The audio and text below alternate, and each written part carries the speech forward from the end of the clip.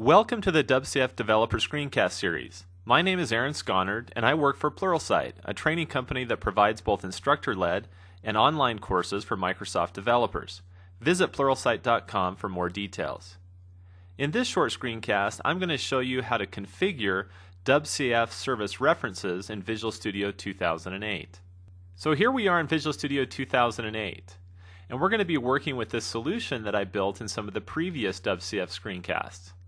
Here we have an eval service library project that contains a simple implementation of an evaluation service.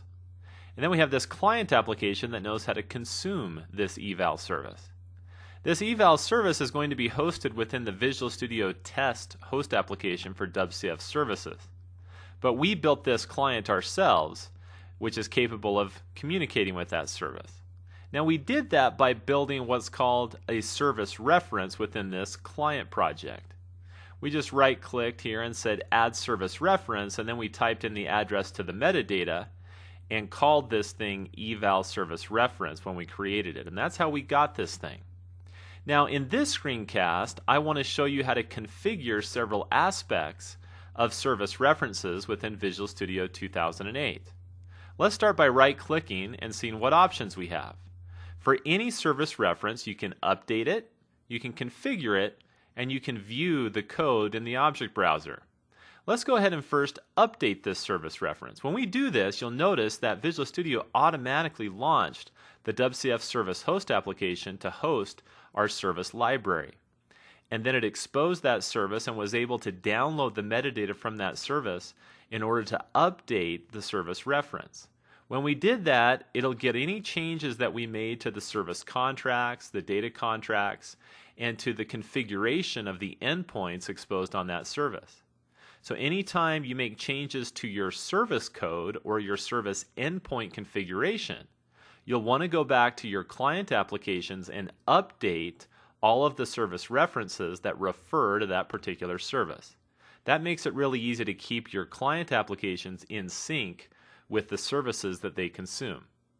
Okay, the other thing we can do here is we can view the code for the service in the object browser. Let's go to that one next. When I click on that, the object browser shows up over here on the left, and then we can actually navigate through and see all the code that's part of this service reference. Now all of this code was generated from the WSDL metadata that was downloaded when we added that service reference or when we updated it. Okay, so all of this stuff came from the XML schema and WSDL definitions that were downloaded from the service at runtime. So anytime you want to just quickly peek into a service reference, the easiest way to do that is to just view in the object browser, come over here and navigate around. Now you can always right-click and select Go to Definition to go to the actual code where that thing is defined. And now you're actually looking at the code that sits behind that service reference. Now let me jump back over here to the service reference and show you the final thing we can do. We can also configure service references. So you select this option when you want to change some of the aspects around how that service reference was generated. When you add the service reference, it just kind of does the default settings for you. And then if you want to change the way the code was generated or where it actually looked for existing definitions for different types in the metadata, you come in here and configure things in this dialog. This gives you a way to basically customize what that service reference is going to look like. Okay, so notice in here we could change the address if we wanted to. We could actually point it to a different metadata endpoint if we needed to. You would use that in the case of where you might actually move your service to a different location, and then you need to update your clients to point to that new location after the fact. The other thing we can do in here is we can change the access level for all the generated classes. By default, it uses the public access modifier. But suppose I change that to internal and said OK. Now if I come back here to my service reference, notice all of these classes will now say internal.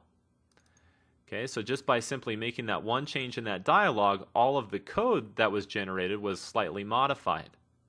I'll come back in here to configure again and change that back to public, which I prefer. The other thing you can do here is you can tell it to generate asynchronous operations.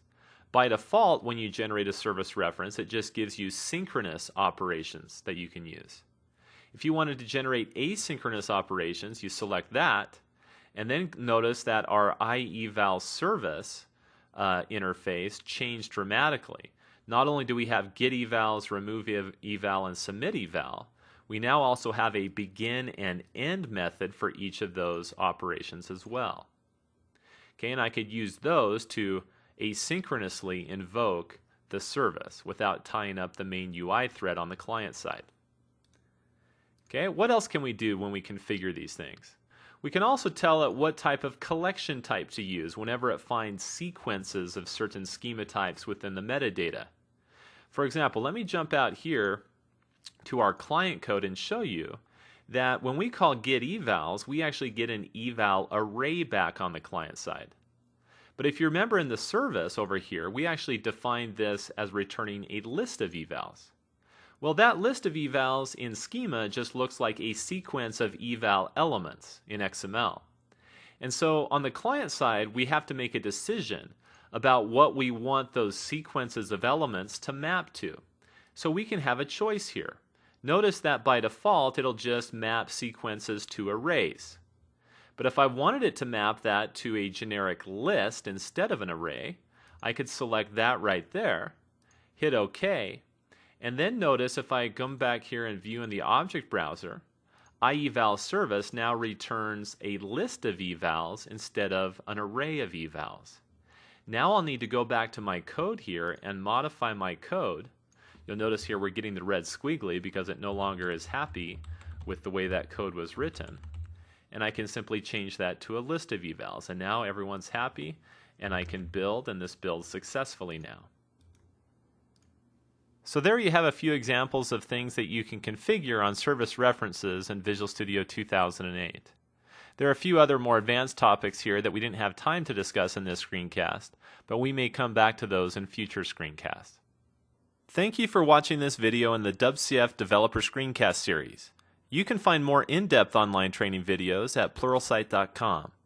Pluralsight offers an extensive library of online training courses covering a variety of current and emerging Microsoft technologies, and you can access this valuable content from anywhere, anytime within just a few clicks, while still learning from industry experts you trust. Check it out today at Pluralsight.com.